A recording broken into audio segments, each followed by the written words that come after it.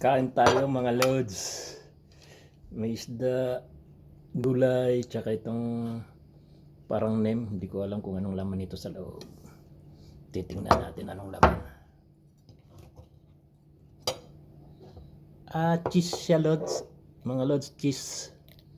Sa loob yan o. Kain tayo mga lods.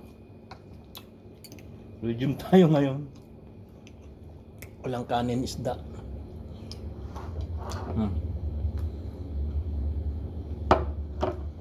May kaunting gulay.